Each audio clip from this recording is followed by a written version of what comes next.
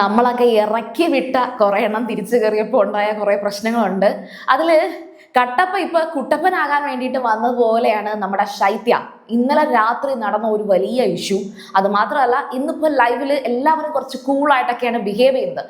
പക്ഷെ ഇന്നലെ രാത്രി ശൈത്യ കാണിച്ച ഒരു താണ്ഡവമാടിയ ഒരു സീൻ ഉണ്ട്. അപ്പൊ അതിനെക്കുറിച്ച് എന്തായാലും പറയാതെ ഇന്നത്തെ എപ്പിസോഡ് അല്ലെങ്കിൽ ഇന്നത്തെ ലൈവ് നമുക്ക് തുടങ്ങാൻ സാധിക്കത്തില്ല. അപ്പൊ അതിലേക്ക് കടക്കാം. അതിന് മുന്നേ നിങ്ങൾ ആദ്യമായിട്ടാണ് സീരിയൽ ഗ്രാൻഡ്മ കാണുന്നത്, ഉറപ്പായിട്ടും ചാനൽ ഒന്ന് സബ്സ്ക്രൈബ് ചെയ്തേക്കാം. സംഭവം ഇന്നലെയാണ് അനുമോളുടെ ആ ഒരു ക്ഷമ, അല്ലെങ്കിൽ എത്രത്തോളം അനുമോൾക്ക് ഇങ്ങനെ കൺട്രോൾ ചെയ്ത് പിടിച്ചു നിൽക്കാൻ പറ്റിയത് എന്ന് നമുക്ക് മനസ്സിലാക്കാൻ പറ്റി. അപ്പം ശൈത്യ പറഞ്ഞ ഓരോ കാര്യങ്ങളിലേക്കും നമുക്കൊന്ന് കടക്കാം. അതായത് ശൈത്യ പറയുന്നുണ്ട്, ഞാൻ എപ്പോഴാണ് നിന്നെ കട്ടപ്പ അല്ലെങ്കിൽ ഞാൻ നിന്നെ എപ്പോഴാണ് ചതിച്ചത്, ബാക്ക് സ്റ്റാബ് ചെയ്തത് എന്ന് ചോദിക്കുന്നുണ്ട്. അതിലുണ്ട് സാക്ഷിയായിട്ട്. കാരണം ആദിലെയും നൂറയെയും ഈ പറയുന്ന അനുമോളെയും തമ്മിൽ തെറ്റിക്കാൻ വേണ്ടി തന്നെയാണ് ശൈത്യയുടെ വന്നിരിക്കുന്നത്. അനുമോളെ കുറച്ചും കൂടെ ഒന്ന് ഒറ്റപ്പെടുത്തുക, അല്ലെങ്കിൽ അനുമോളെ മാനസികമായിട്ട് തകർക്കുക, ഇതൊക്കെയാണ് അവരുടെ ഉദ്ദേശമെങ്കിൽ ഇത് കളിയില് അല്ലെങ്കിൽ ഇത് ഈ പറയുന്ന ഒരു ഷോയില് അനുമോൾക്ക് ഗുണമേ ചെയ്യുന്നുള്ളൂ. ഇനി അവിടെ ഈ പറഞ്ഞ ഈ കട്ടപ്പാവിളി ശരിക്കും പറഞ്ഞാൽ PR പേജോ ഫാൻസ് പേജോ അങ്ങനെ ചെയ്യുന്നതിനേക്കാൾ കൂടുതലായിട്ട് ഈ പറയുന്ന ഏഷ്യാനെറ്റിൽ വന്ന കമന്റ്സുകളാണ്.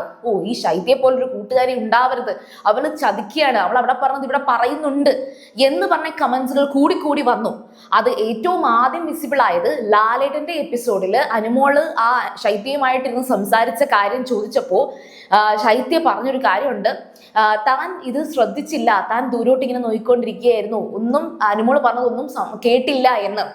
എന്നാൽ വ്യക്തമായിട്ട് കേട്ടിട്ട് ശൈത്യ അനുമോളോട് മറുപടി പറയുന്നുണ്ട്.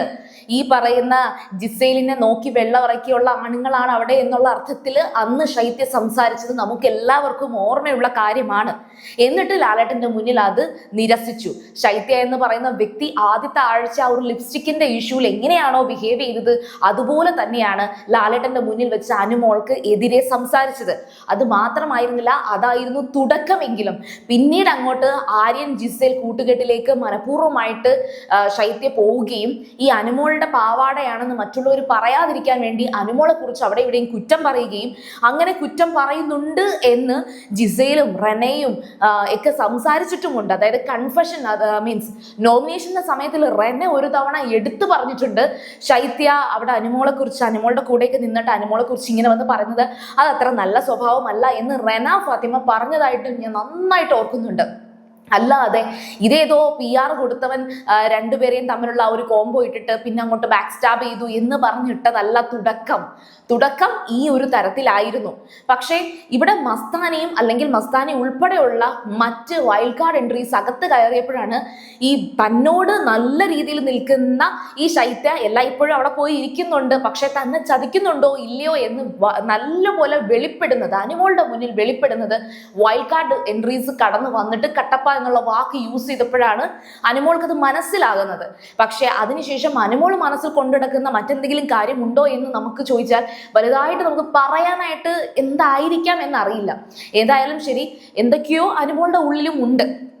പിന്നെ ഈ ഒരു വിഷയമാണ് ഈ കട്ടപ്പ റിലേറ്റഡ് ആയിട്ടുള്ളത്. അതിനുശേഷം പിന്നെ അതായത് ശൈത്യ പറഞ്ഞ കുറച്ച് കാര്യങ്ങൾ എന്ന് പറയുന്നത്, നിനക്ക് PR കൊടുത്തവൻ തന്നെയാണ് എനിക്കും PR തന്നത്, എൻ്റെ അച്ഛൻ്റെ കയ്യിൽ നിന്ന് കുറേ കാശ് അവൻ വാങ്ങി എന്ന് പറഞ്ഞിട്ട് നമ്മുടെ രണ്ടുപേരുടെയും വീഡിയോസ് ഒക്കെ അവനാണ് ചെയ്തത് എന്നുള്ള രീതിയിൽ പറയുന്നുണ്ട്. ഈ ശരിക്കും പറഞ്ഞാൽ ബിഗ് ബോസ് ഹൗസിനകത്ത് എല്ലാവരും മാന്യമായിട്ട് കളിക്കുമ്പോൾ ഏതോ ഒരുത്തൻ, സത്യത്തിൽ ഒരു വിനൂനോ അങ്ങനെ എന്തോ ഒരുത്തൻ ചുമ്മാ കിടന്ന് അവിടെ കുറെ മീഡിയയുടെ മുന്നിൽ കിടന്ന് മെഴുകുന്നുണ്ട്.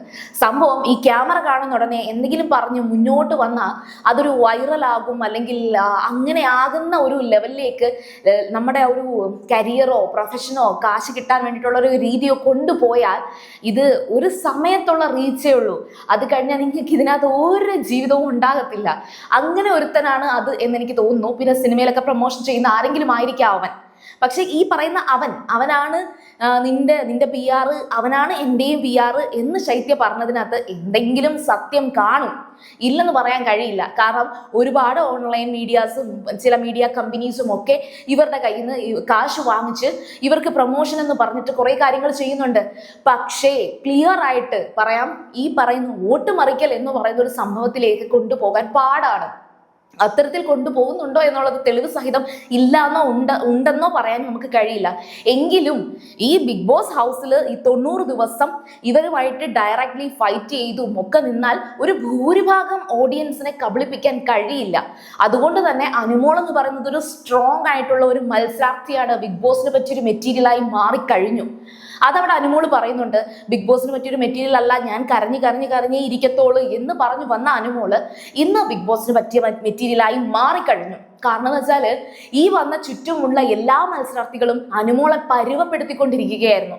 ആ കൂട്ടത്തിൽ ഇപ്പോൾ വൈൽഡ് കാർഡായിട്ട് എൻട്രീസ് കയറി വന്നിട്ട് അവരും കൂടെ അനുമോളുടെ കൂടെ കൂടി. ഇനി ശൈത്യ പറഞ്ഞ അടുത്ത കാര്യത്തിലേക്ക് പെട്ടെന്ന് കടക്കാം. അനീഷിനെ, അത് അനീഷിന്റെ അടുത്ത് ഓൾറെഡി അനീഷും ഷാനവാസും ഇരിക്കുമ്പോൾ ശൈത്യ പോയി ഓൾറെഡി ഒരു കുത്തിത്തിരിപ്പ് ഉണ്ടാക്കുന്നുണ്ട്. അതായത് അങ്ങനെ വെറുതെ വിടണ്ട, അത് ആ ചാപ്റ്റർ ക്ലോസ് ചെയ്തിട്ടില്ല കേട്ടോ, നമുക്കത് പോയി ചോദിക്കണം. അങ്ങനെ അനീഷ് ചേട്ടനെ വശീകരിച്ചു കൊണ്ടുവന്നതാണെങ്കിൽ നമുക്കത് ചോദിക്കണ്ടേ എന്ന രീതിയിൽ പറയുന്നുണ്ട്. ഞാൻ വല്ലോ ആയിരുന്നെങ്കിൽ, എൻ്റെ അടുത്ത് വല്ലതും പ്രപ്പോസ് ചെയ്തിരുന്നെങ്കിൽ എനിക്കിഷ്ടമല്ലെങ്കിൽ ഞാൻ നല്ലോണം ദേഷ്യപ്പെടും. എന്തിന് അങ്ങ് ആ ദേഷ്യപ്പെടുന്ന ഒരു ആൾക്കാർ ഓരോരുത്തരുടെ ക്യാരക്ടറാണത്. അങ്ങനെ ഒരു ക്യാരക്ടർ നല്ലതാണെന്നോ അതൊരു ക്വാളിറ്റി ക്യാരക്ടറാണെന്നോ പറയാൻ കഴിയില്ല. അനുമോളുടെ രീതി ഇങ്ങനെയാണ്. അനുമോൾ ഇങ്ങനെ ദേഷ്യപ്പെടാതെ, ഇൻസൾട്ട് ചെയ്യാതെ, റിജക്ഷൻ എന്ന് പറയുന്നത് ഓപ്പോസിറ്റ് നിൽക്കുന്ന ആൾക്ക് വേദന ഉണ്ടാക്കും എന്നറിഞ്ഞ് തന്നെയാണ് അനുമോൾ അത് കൈകാര്യം ചെയ്തത്. എന്നും പറഞ്ഞിട്ട് അതും തൂക്കി പിടിച്ച് അനീഷിന്റെ പിറകെ മണപ്പിച്ച് നടന്നിട്ടില്ല എന്ന് തന്നെയാണ് ഈ ഒരു ലൈവ് കണ്ട എൻ്റെ ഒരു ഒബ്സർവേഷൻ. ഇനി ശൈത്യ ആ കാര്യം അത് അനീഷിനോട് ഡയറക്ട്ലി പറഞ്ഞതിന് ശേഷം ആ ഒരു രാത്രി അവിടെ എല്ലാവരും ഇരിക്കുമ്പോൾ, ആദിലയും സരികയും ബിൻസിയും ഇരിക്കുമ്പോൾ അവിടെ ആ PR-ന്റെ വിഷയത്തിന്റെ ഇടയിൽ കൂടെ എടുത്ത് അനുമോളുടെ അടുത്ത് പറയുന്നുണ്ട്, ഒരു നല്ല മനുഷ്യരായിരുന്നു, എനിക്ക് ഭയങ്കര റെസ്പെക്റ്റ് ആയിരുന്നു, അയാളെ പോലും വെറുതെ വിട്ടില്ല, അയാളുടെ അടുത്ത് പോയി ഓരോന്ന് ചെയ്ത്. ഇത് ആ വിഷയത്തിൽ പറയേണ്ട കാര്യമായിരുന്നില്ല, ആ ഒരു സിറ്റുവേഷനിൽ പറയേണ്ട കാര്യമായിരുന്നില്ല. ഇനി പറഞ്ഞ സ്ഥിതിക്ക് തിരിച്ചു പറയാം. അതായത് അത് അനുമോൾ ഇതെല്ലാം കേട്ടോണ്ട് ഒന്നും മിണ്ടാതിരിക്കുന്നു, ആ ഒരു ക്ഷമ സമ്മതിച്ചേ പറ്റൂ. പക്ഷേ ഇവിടെ ഈ പറയുന്ന അനുമോള് മാത്രമല്ല ഈ അനീഷിന്റെ അടുത്ത് അങ്ങനെ സംസാരിച്ചിട്ടുള്ളത്. അതുപോലെ തന്നെ ബിൻസി വന്ന് കയറിയപ്പോൾ പറയുന്നുണ്ട്, ഇവിടെ ആദ്യത്തെ ലവ് ട്രാക്ക് കൊണ്ടുവന്നത് നെവിനും ബിൻസിയാണെന്ന്. അപ്പൊ അനുമോള് ചെയ്യുന്നതിൽ മാത്രം എന്തു കുഴപ്പം? ഇനി അടുത്തൊരു കാര്യം പറയുന്നത് ശൈത്യയാണ് ശരിക്കും പറഞ്ഞ അനുമോളും ആര്യനും തമ്മിലൊരു ബന്ധം ക്രിയേറ്റ് ചെയ്യാൻ ശ്രമിച്ചത്. അതായത് ആര്യനെ കാണുമ്പോൾ അനുമോൾക്ക് എന്തോ ഉണ്ട്, ബ്ലഷ് ചെയ്യുന്നുണ്ട്, ചിരിക്കുന്നുണ്ട് എന്ന് പറഞ്ഞ് ആര്യൻ അനുമോൾ ബന്ധം അവിടെ സംസാര വിഷയമാക്കിയത് ശൈത്യയാണ്. അതേപോലെ ഈ ശൈത്യ ബിൻസിയെ എന്ന് പറഞ്ഞ്, ബിൻസി കൊച്ചേ എന്ന് പറഞ്ഞിട്ട് അപ്പാനയുടെയും ബിൻസിയുടെയും കാര്യത്തിനകത്തും ഈ ടീമിന്റെ കൂട്ടത്തിൽ ശൈത്യ പോയിട്ടുണ്ട്. അങ്ങനെ എല്ലാം കാണിച്ചു വെച്ചിട്ട് അനീഷ് അങ്ങോട്ട് പോയി അത്രയും അനുമോൾ എക്സ്പെക്ട് ചെയ്തില്ല. കാരണം എത്രയൊക്കെ ഇളക്കാൻ ശ്രമിച്ചാലും എന്തൊക്കെ തമാശ കാണിച്ചാലും അനീഷ് ഇതേ കണക്കൊരു പ്രപ്പോസൽ മുന്നോട്ട് വെക്കും, അതും ബിഗ് ബോസ് ഹൗസിനകത്ത് നിൽക്കുക അങ്ങനെ വെക്കും എന്ന് അനുമോൾ കരുതിയിട്ടില്ല. അത് അനീഷിന്റെ ഒരു ഗട്ട്സ്, അനീഷ് അത് ചോദിച്ചു. അത് പക്ഷെ അനീഷായിട്ട് തന്നെ കോംപ്രമൈസ് ചെയ്തു, വളരെ മാന്യമായിട്ട് നീറ്റായിട്ട്. അത് അനീഷിന്റെ ഗെയിം സ്ട്രാറ്റജി ആണെന്നും എനിക്ക് തോന്നിയിട്ടില്ല. അപ്പം ശൈത്യയാണ് ശരിക്കും പറഞ്ഞാൽ ശൈത്യയുടെ ഫ്രസ്ട്രേഷൻ, ശൈത്യക്ക് അനുമോളുടെ കൂടെ നിന്ന് കളിച്ചിട്ട് അനുമോള് കാരണം താൻ ഔട്ടായി എന്ന് തോന്നിയ ആ ഒരു അതായത് അനുമോളുടെ ഒരു സപ്പോർട്ട് ഉണ്ടായത് കൊണ്ടാണ് ശൈത്യ അത്രയെങ്കിലും നിന്നത്. അല്ലെങ്കിൽ ശൈത്യ ആ ബിഗ് ബോസ് ഹൗസിൽ വന്ന് എന്താ ചെയ്തത്? ഒരുമാതിരി ഡിപ്രഷൻ അടിച്ചിരിക്കുന്ന കണക്ക് ഇരിക്കുന്നു എന്ന് നമ്മൾ പലതവണ പറഞ്ഞിട്ടുണ്ട്. പിന്നെ മാത്രമല്ല പ്രീവിയസ്ലി ശൈത്യക്ക് ഒരു റിയാലിറ്റി ഷോയിൽ നിന്ന് കിട്ടിയ കുറെ നെഗറ്റീവ്സ് ഉണ്ട്. അതുകൊണ്ട് ആ കുട്ടി അങ്ങനെ ഇരിക്കുകയാണ് എന്ന് വരെ നമ്മൾ പറഞ്ഞിട്ടുണ്ട്. പക്ഷെ ഈ ഒരു റീ എൻട്രി ശൈത്യ വെറുപ്പിച്ച് കയ്യിൽ തന്നു. അല്പമെങ്കിലും സ്നേഹം ശൈത്യയോടുണ്ടെങ്കിൽ അതും കൂടെ പോകുന്ന തരത്തിലേക്കാണ് ശൈത്യയുടെ ഒരു ബിഹേവിയർ അവിടെ കാണിച്ചത്. ഇത് ശൈത്യ മാത്രമായിരുന്നില്ല, ശാരിക KB പുള്ളിക്കാരിയും ഇതേപോലെ വന്നിട്ട് അനുമോളായിട്ട് അങ്ങ് ഫയർ ചെയ്യുന്നുണ്ടായിരുന്നു, ഹോട്ട് സീറ്റ് പോലെ. പക്ഷെ തിരിച്ച് നന്നായിട്ട് അനുമോൾ സംസാരിക്കുന്നുണ്ട്. ഈ ശാരിക എന്നല്ല, ഈ പറയുന്ന ബിഗ് ബോസ് ഹൗസിൽ മുൻഷി ആയിക്കോട്ടെ അല്ലെങ്കിൽ അപ്പാനെ ഒഴിച്ച് ബാക്കി ഓൾമോസ്റ്റ് എല്ലാവരും അനുമോളെ ടാർഗറ്റ് ചെയ്ത് തന്നെ വന്നേക്കാണ്. പക്ഷെ അവർക്കറിയില്ല ഈ പറയുന്നതിന് എങ്ങനെയാണ് ഇവിടെ ഈ ഒരു ഗെയിം വീണ്ടും കളിക്കേണ്ടത് എന്ന്. ഏതായാലും ശരി, ഇനിയും വരാനുണ്ട്. മസ്താനി ഉൾപ്പെടെ, മസ്താനിക്ക് വണ്ടി കിട്ടിയില്ല എന്നൊക്കെ പറയുന്നുണ്ട്, മസ്താനി ഉൾപ്പെടെ എല്ലാവരും തിരിച്ചു കയറട്ടെ. അപ്പോൾ എങ്ങനെയായിരിക്കും ഈ ഒരു ഗെയിം അത് ചേഞ്ച് ആകുന്നത്?